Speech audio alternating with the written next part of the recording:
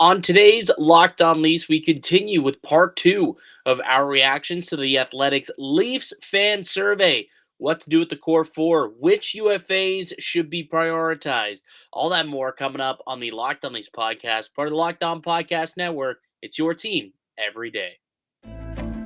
You're Locked On Maple Leafs, your daily podcast on the Toronto Maple Leafs. Part of the Locked On Podcast Network. Your team every day.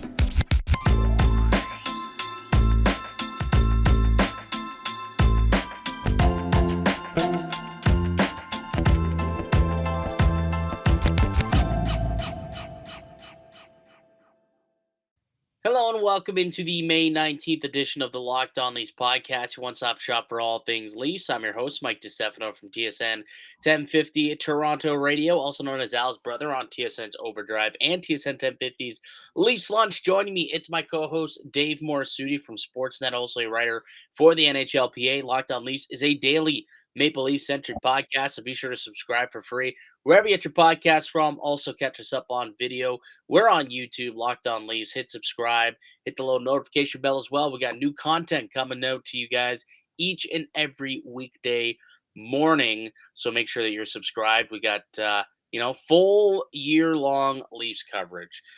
Today's show is brought to you by Birddogs. Go to the birddogs.com/LockedOnNHL website. When you use the promo code LockedOnNHL, they'll throw in a free custom Birddogs Yeti-style tumbler with your order. All right, Dave. We on yesterday's show, we were kind of going through the Leafs fan survey, and we answered a whole bunch of questions, obviously talking about the future of the coach, the general manager, our overall thoughts on, what went wrong in the playoffs this year. Now, the next part of this survey kind of gets into the team and the future. So I think it'll be really interesting to get into all that. So why don't we start things off and get right into it, buddy? I think that if we take a look at the first question here, it's a pretty big, bold one, which, I mean, we're going to talk about the core four and what this team should do moving forward, probably for the next while, because there's so many different conversations to have with it.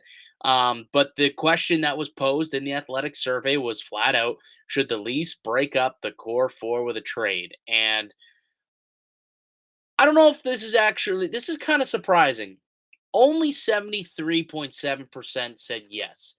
I was expecting that to be higher, Dave. I'll be honest. I thought it'd be closer to 86, 87%. Yeah, I mean, the tough part here is they when people say break up the core four, I'm wondering like, do they not realize that just by trading one of them, you're breaking up like that's breaking up the core four. Like, Yeah, it could have been a little bit of miscommunication. well, it's just But I with think it's just a also trade, like, I mean, that's like if you read that properly, it's with a trade, not yeah, blow it up. It's not a blow it up type of question. right. And I think it just goes to show that there's still a semblance of this fan base that have a lot of faith in this group of players being able to get the job done, which I don't know, like I don't know how many times you can say, all right, we can run this back again and we think we have a really good chance. We have belief in this group when we heard that many times before. But on not only on top of running it back again as a group, but also realizing there's a time clock with everything. With this loss, the last I would three last week, pretty much since Monday, we've been hearing about not just breaking up the core four, but also realizing there are some big decisions that are going to be coming for a few of these guys. William Nylander and Austin Matthews, in particular, because they are closer to free agency out of the core four. And that right there, you don't want to get yourself into a situation like Calgary did, where you're like, oh, Matthew Tkachuk doesn't want to stay here.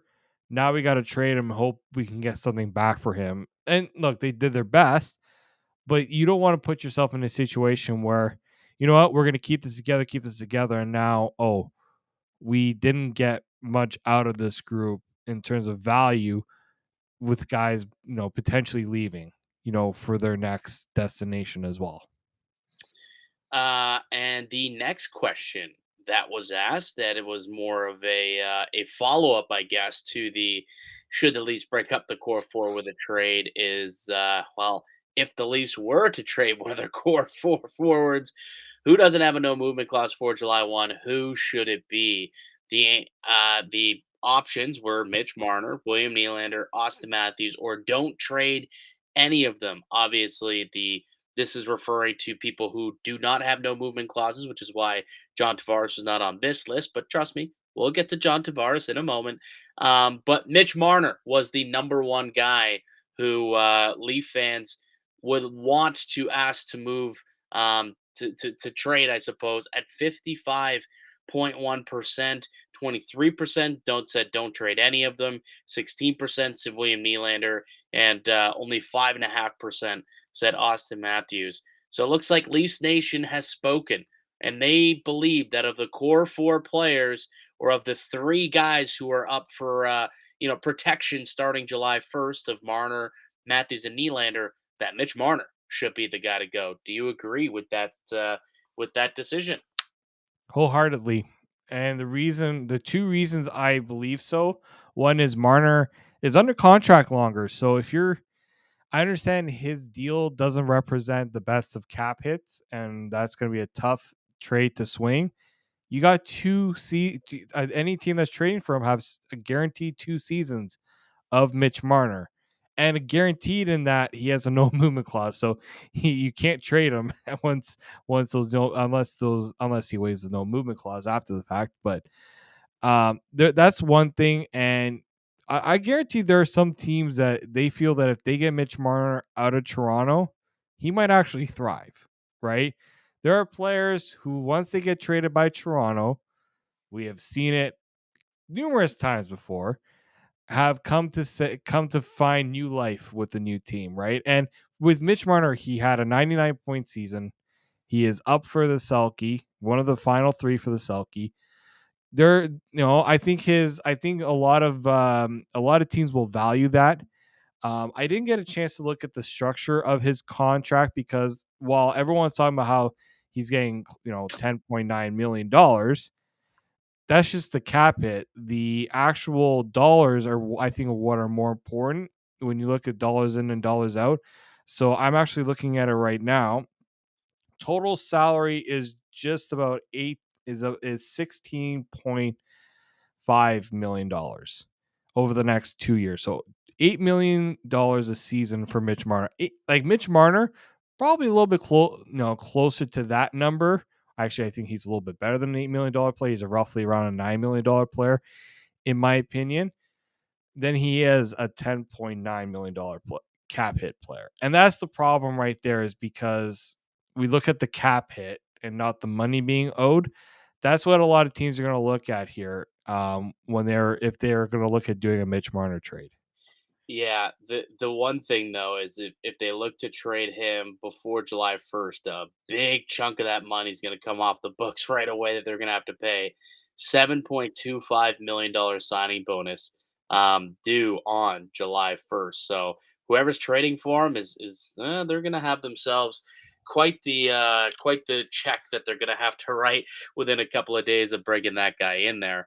But I'm with you. I also agree that Mitch Marner, I think if one of them were to go, probably would try and move Mitch, and try and keep at it with William Nylander and Austin Matthews, and yeah, we'll get into this so much more over the next couple of weeks here, but I think I'm with the majority here, where Mitch Marner would be one of the core forwards that I think I would look to move as well.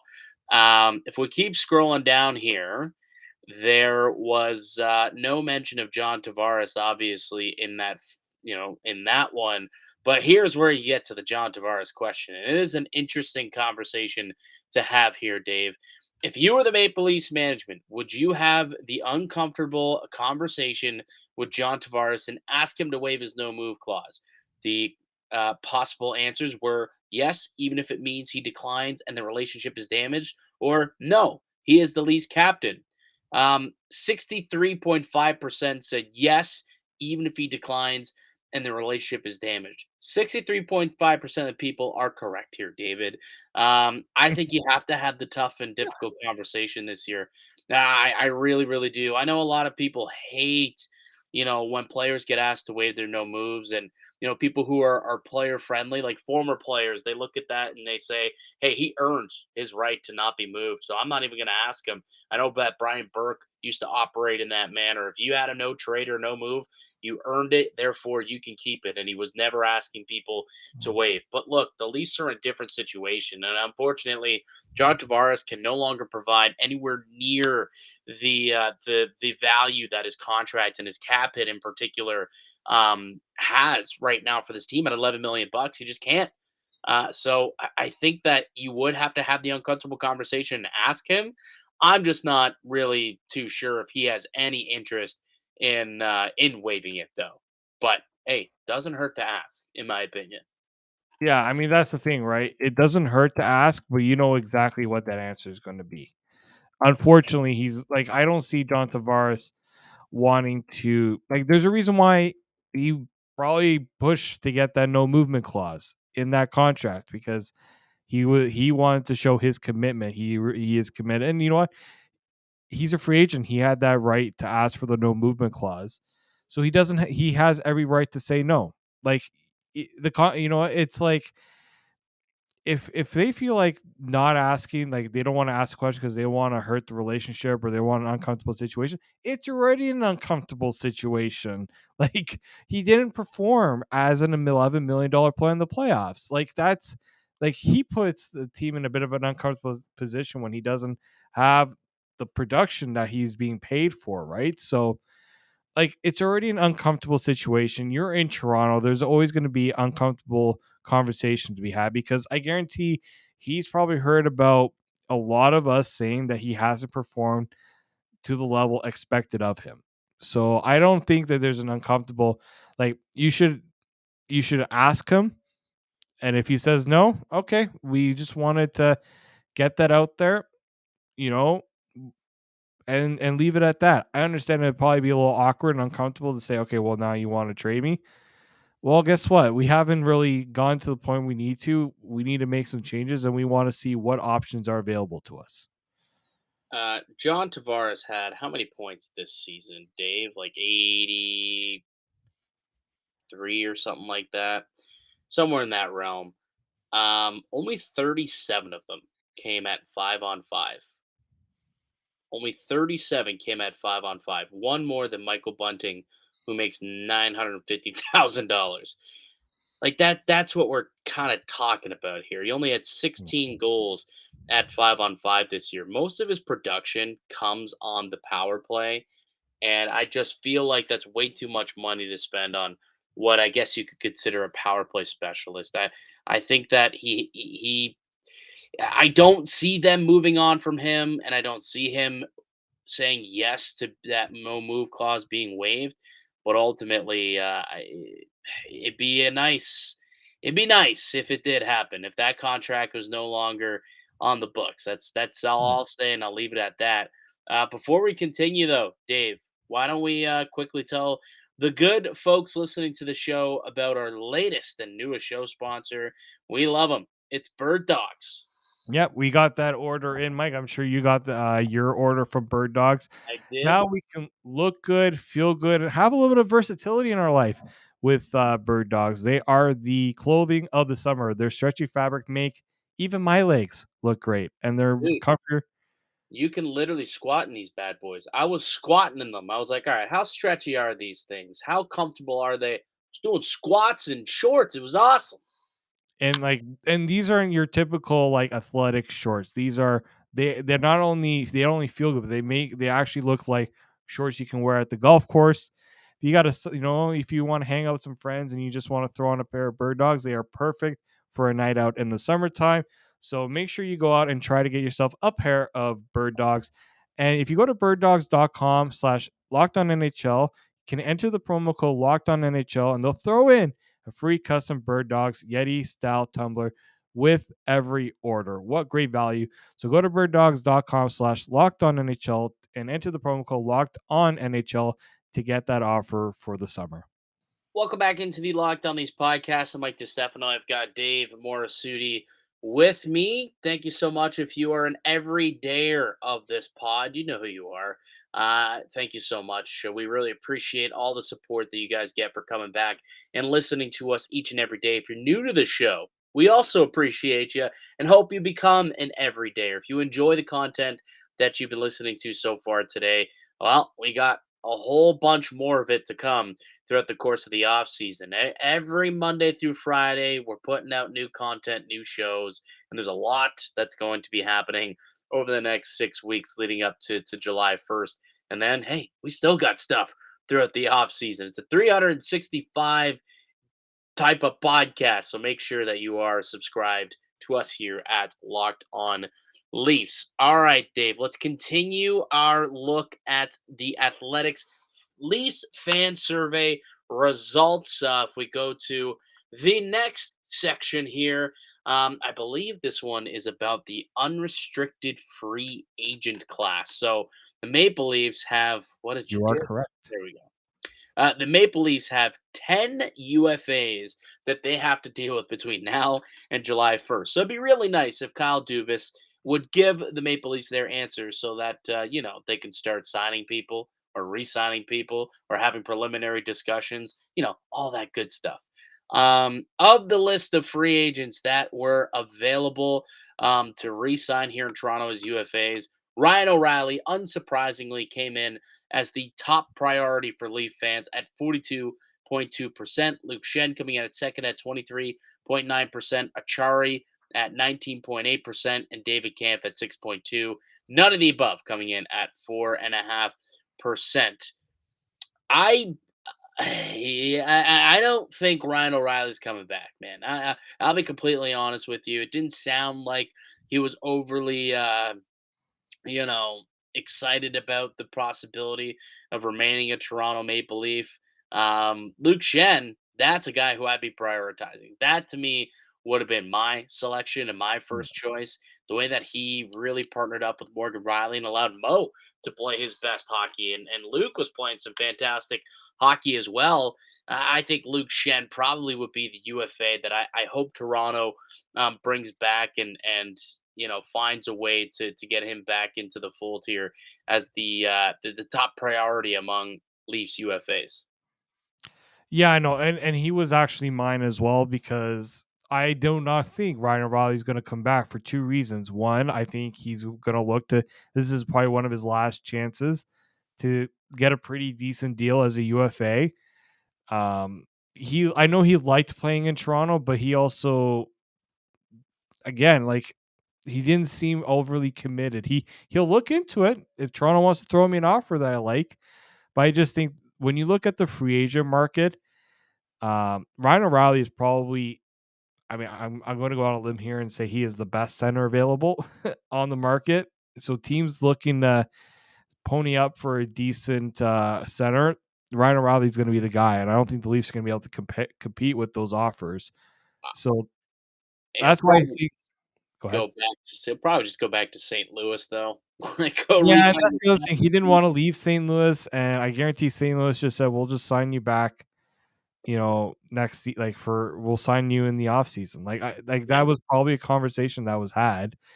And also you brought up the good point. Like Luke Shen fills, I think, even a bigger need because the right side, the only guy you got signed technically is Timothy Liljegren.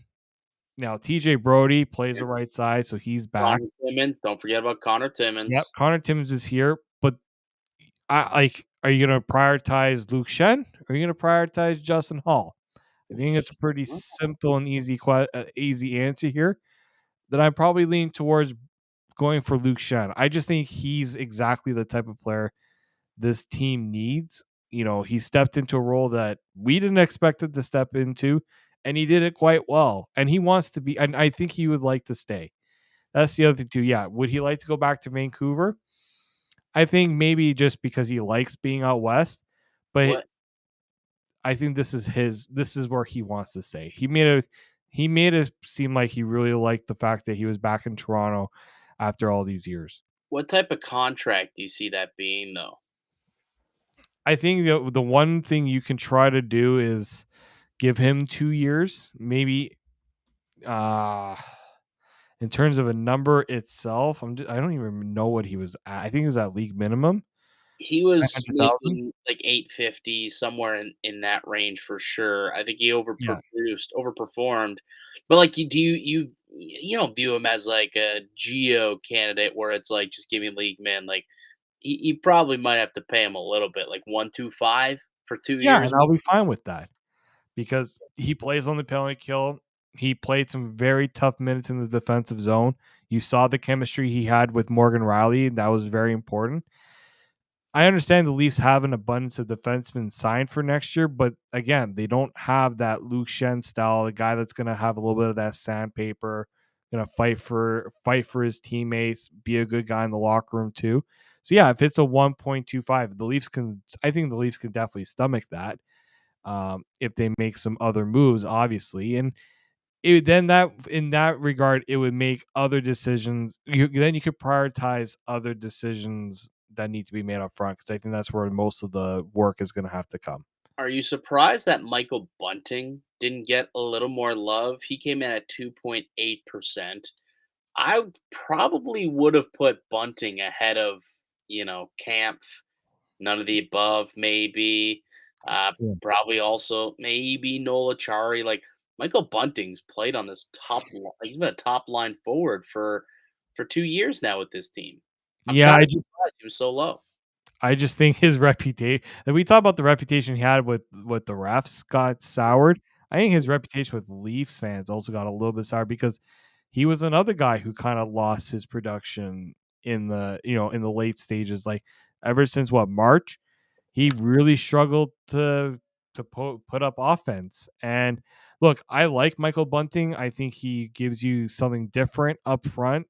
Um, but and I listened to the Steve Dangle podcast with Chris Johnston, and he was just a resounding. He does not expect Michael Bunting to come back because just like I just said with Ryan O'Reilly, Michael Bunting will be a sought after free agent this year. And I just think maybe before he made it known that he would have liked to come back, but he also said he hasn't had a single talk about a contract with No. this team. And I don't know if the Leafs, I think what the Leafs want to do is they want to start going with some of their younger options and ones that might have more offensive upside, a little more speed to them, maybe better defensive ability as well.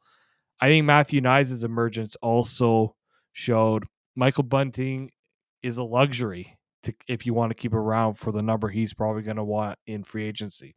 And Dubas did also mention Nick Robertson, who's waiting in the wings. If he can stay healthy, maybe Nick Robertson can finally break through and be a player for this team. But Bobby McMahon's another name who Mhm. might be able to do something. And look, if they're not signing all these players, and there will be some cap space to potentially make a signing as well and bring somebody in. So I think it'll be interesting to see how this all unfolds for Toronto. Speaking of bringing someone else to sign in, let's take a quick break. When we come back, I believe the next question has to do with, you guessed it, who should the Maple Leafs go after in free agency? So we'll get to that on the other side. I'm Mike DiStefano with Dave Morassutti. Listen to Locked On Leafs podcast, part of the Locked On Podcast Network. Welcome back into the Locked On Leafs podcast. I'm Mike DiStefano. Got my main man, Dave Morassutti, here with me. We are continuing to look through the results of the Athletics Maple Leafs fan survey. We've gone through a lot of it. There's a couple more things that we got to get to here. So why don't we start this bad boy up once again here, Dave, and get to the next question because after we talked about the pending UFAs, well, the free agents are also out there. And Leafs Nation was asked, which of the following free agents should Leafs management pursue in the offseason? They were given a massive list of big time free agent names that'll be out there this summer. And for whatever reason, Leafs Nation, not a big fan of this year's free agent class. None of the above was chosen. There's guys out here like Alex DeBrincat, Jonathan Tays, John Klinger. You got Patty Kane out here that got no love. Everyone's saying none of the above. None of them. They don't want none of them. Are you surprised by this, Dave? No Matt Dumba. They need defensemen. Big right-hand defenseman. Matt Dumba? No. Get Matt Dumba out of the conversation. No, like he's not even in my radar. Really? How You is have no. Tyler Bertuzzi not on this list? Yeah, that's actually surprising that he's not here because he would be at the top of my list. And DeBrincat's an RFA, so I'm not even sure why Yeah, he's I on. don't know why I'm sorry, like Alex DeBrincat, he's not gonna come to Toronto. Like even if Ottawa is not able to get that sorted out, they ain't moving him to Toronto.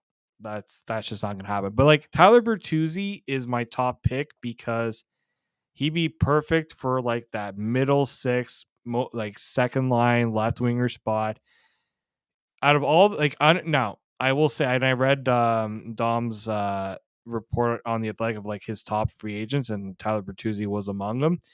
There are some defensive issues you're gonna have to work with Tyler Bertuzzi, but he was really good for Boston in the playoffs. Like you talk about guys that produce in the playoffs, he was one of those guys. And Yeah, I feel like he'd be perfect on the Leafs second line. Left wing is a spot that the Leafs really, really need to work on this offseason. I think he would be the perfect target. So I don't know how he didn't get any love. Now I can understand Jonathan Toews because the Leafs do need some help down the middle for some depth.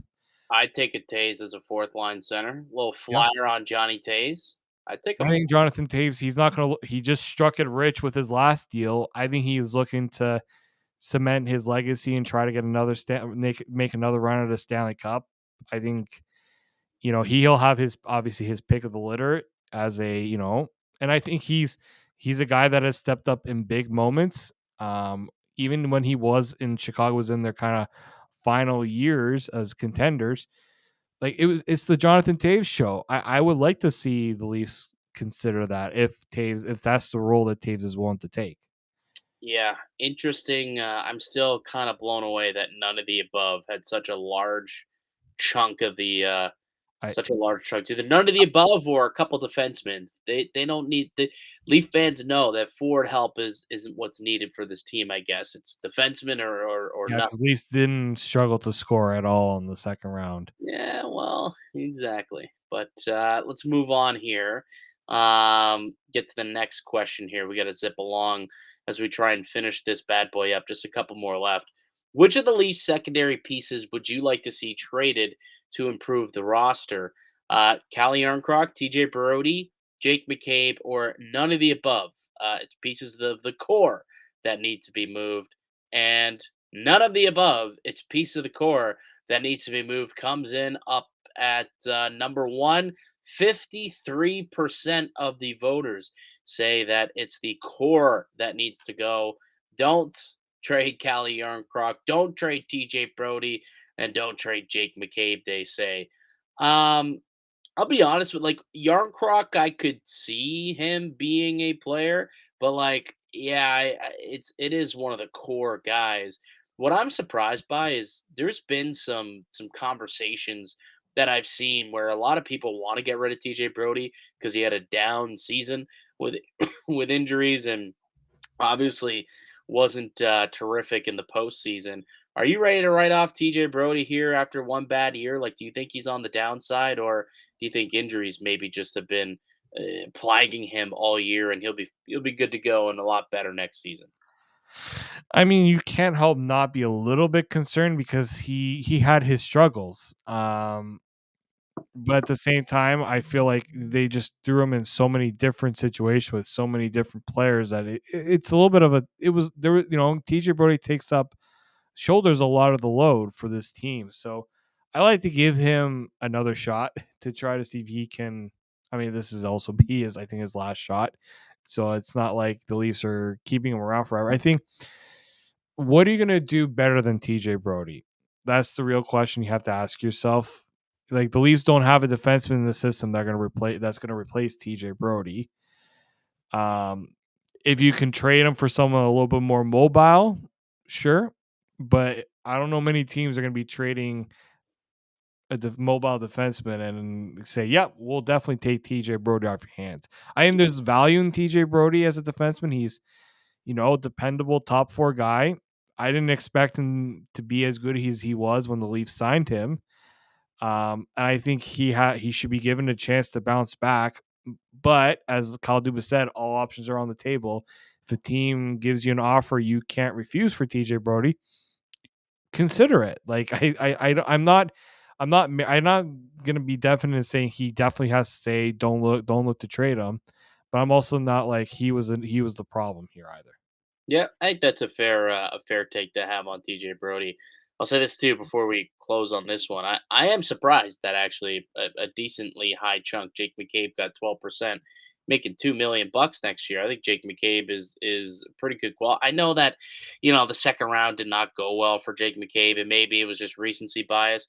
But for him at $2 million, I think is quite good value for the Maple Leafs next season. All right, moving on to the next one, which is this is a spicy one, Dave. A spicy one.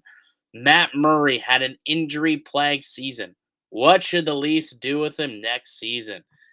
Buy him out, explore a trade, and attach a high draft pick, LTIR for the season.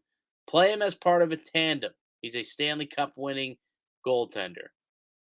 I mean, here's the problem with this, Dave.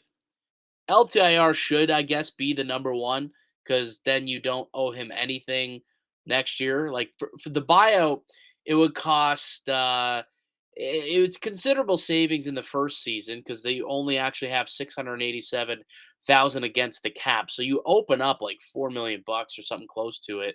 But then the following year is a $2 million cap hit of dead money because you're buying him out in his last year of the contract.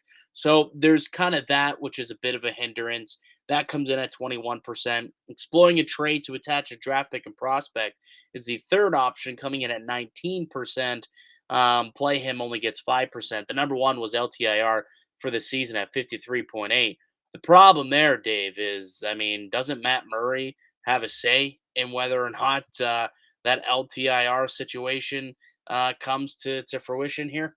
Like, Unless you can do a Robert Leonard situation where Matt Murray's got a hip injury and he's gonna need a surgery and he's out for the year. Like I don't understand where people just assume that every player is gonna be okay with sitting out for the year. Like they definitely have a say in this. Like Robin Leonard probably needed the year off after everything he went through in Vegas. Matt Murray probably also needs the year off considering how the last few years have gone for him. But he was also healthy and ready to go in the playoffs. So all of a sudden, you go from he was healthy and ready to play to you know what? We just didn't catch this one thing he had, and he's done for the whole season. Like it's the Leafs. We know that they even tried to do that. There's gonna be, the NHL is gonna go full throttle into an investigation. All those things. Like if I'm the Leafs, look, the buyout is not great because you don't want to have a $2 million cap hit, but it's better than the 4.8 yeah, million I think, dollar. yeah, yeah. I'd rather deal with that.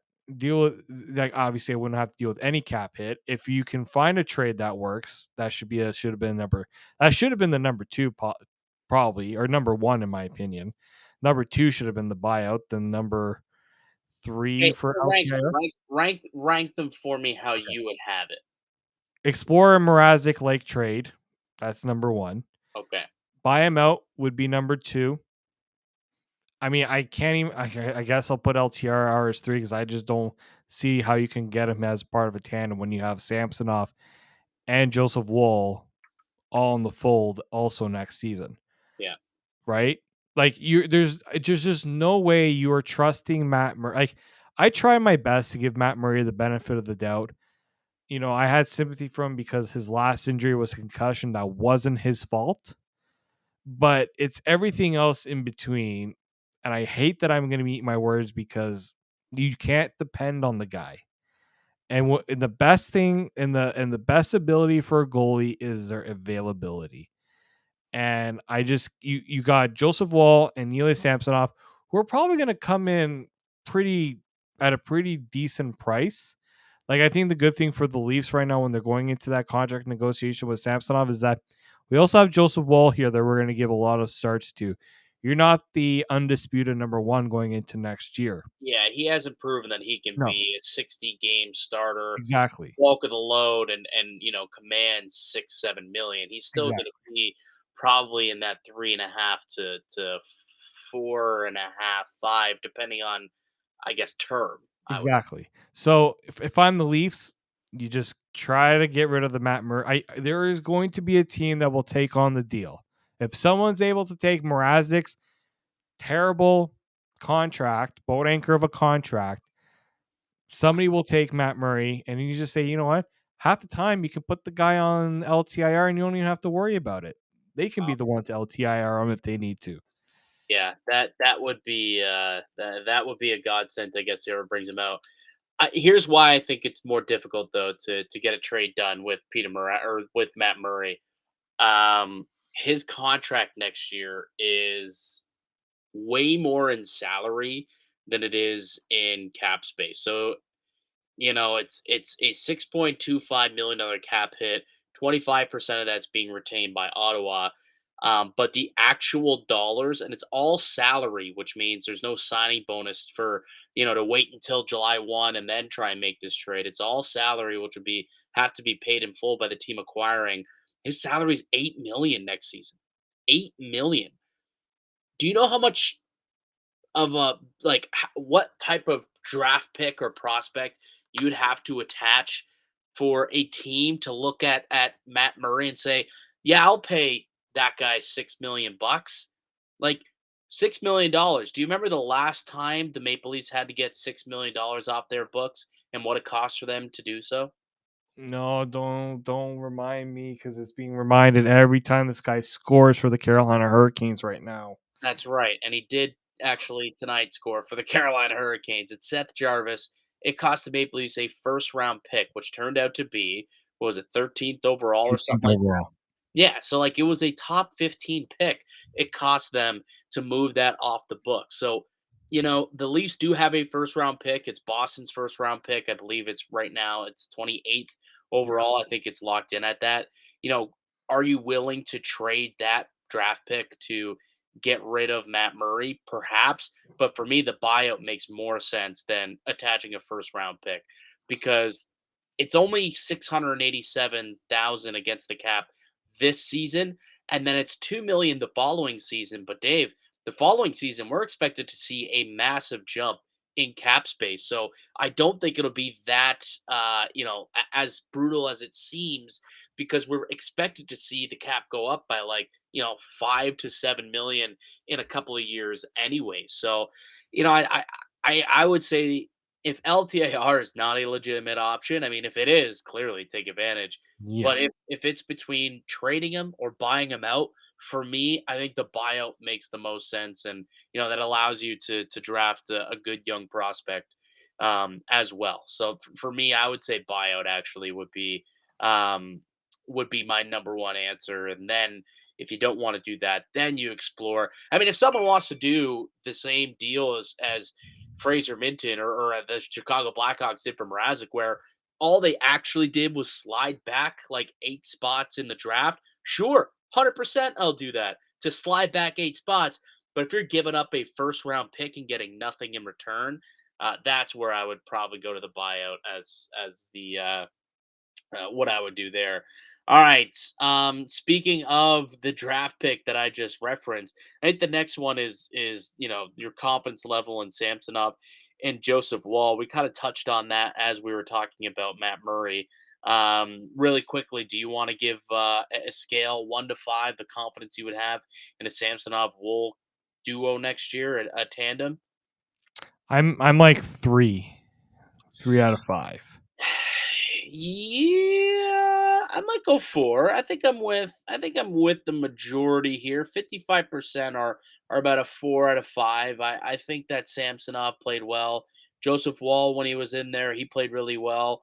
So I'll give it a 4 of a 5. I think 3.5 would be the more correct answer, I guess. But I'll say 4. All right, let's get to the final one here so we can wrap things up because we were talking about that draft pick that the Maple Leafs do have. It's number 28. It's Boston's pick.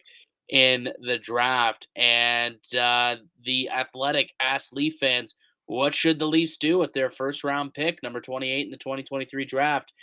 60% said keep it. The Leafs are going to need a decent prospect coming in the next few seasons, and 39% say trade it. The window to win is still open.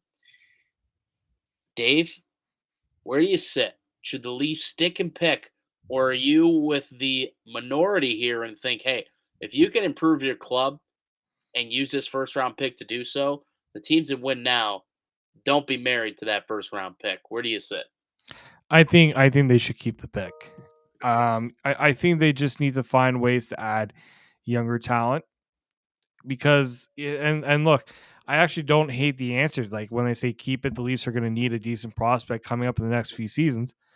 That's going to be true because you're going to have to be able to replenish internally your prospect cabinet, and the Leafs just have really struggled to draft later on in the later rounds to find those impact NHLers in those rounds. Like if the Leafs had the ability to draft very well in the third, fourth, and fifth rounds just to even get players that can be NHL contributors, then I can say even trade that first round pick for picks later in the draft, which they might actually end up happening there.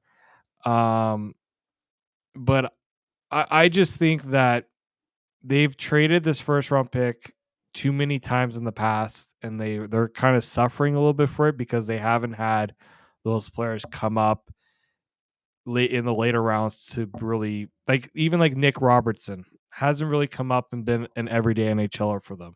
Matthew Nyes, if he's an everyday NHLer, that's the one kind of success story you have right now.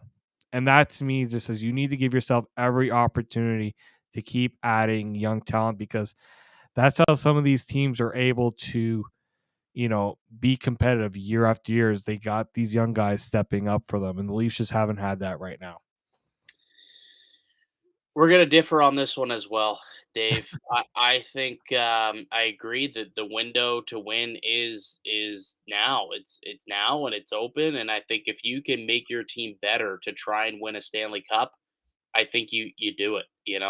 They're already so far into this process and into this journey. I think what like ultimately, what's another first round pick? And I care. I think it was Julian Brisebois who talked about the lack of first round picks that he has, and he said to himself, "Look, we've done the numbers.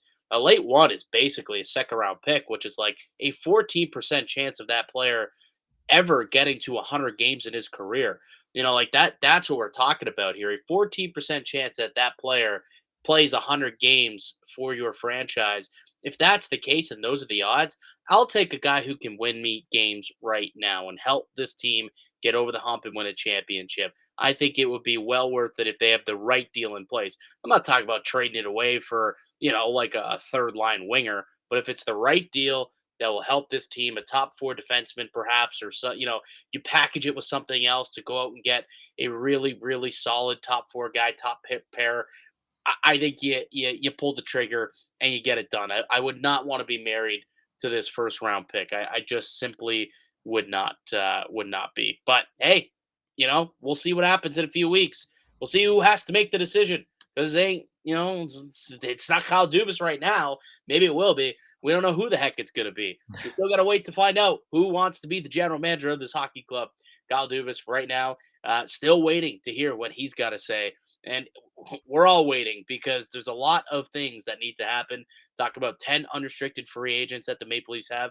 Ilya Samsonov is an RFA. They've got Matthews, Marner, and Nylander all with upcoming trade protection about to get kicked into their contracts come July 1st. And oh yeah, Matthews is also able to extend come July 1st, as is William Nylander.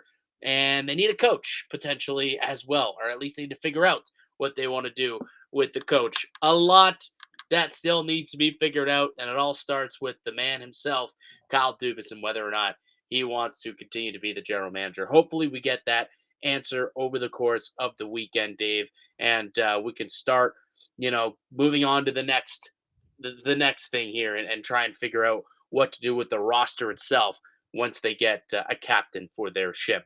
All right, buddy. Good stuff. It was a lot of fun doing that.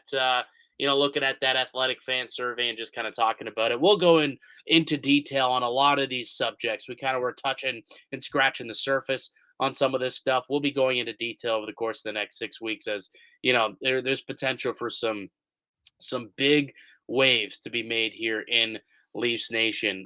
That'll do it for us here on the podcast. I'd like to thank you all for listening and supporting the show. You can subscribe to the Locked On Leafs podcast on all podcasts and platforms and receive daily Leafs content. Follow myself on Twitter at Mickey_Canuck. Follow Dave at D_Morassutti. Follow the show as well at Locked On Leafs. We'll be back with another episode for you guys on Tuesday, because Monday's a holiday. So we'll be back on Tuesday with another episode for you guys. Hopefully we have some answers as well as to what the future holds for old Kyle Dubas. But until then, enjoy the long weekend and keep it locked right here on Locked On Leafs.